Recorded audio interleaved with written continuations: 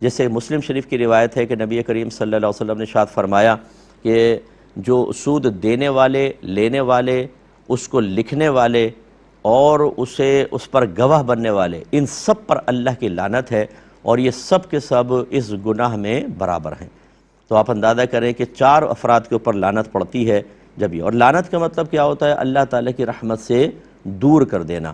اور امام احمد کی روایت ہے کہ سود کے 70 درجے ہوتے ہیں، یعنی گناہ کے اعتبار سے، اور اس میں کم تر درجہ یہ ہوتا ہے کہ کوئی اپنی والدہ کے ساتھ زنا کرے۔ اور ایک روایت میں یہ موجود ہے کہ ایک سود کا درہم اگر کوئی لیتا ہے تو یہ گویا کہ 36 بار زنا کرنے سے بدتر ہے، اس سے زیادہ شدید ہے۔ تو آپ اندازہ کریں کہ اپنی والدہ سے زنا کرنا، 36 مرتبہ زنا کرنا، اور اسی طرح لعنت کا مستحق ہونا، کس لیے؟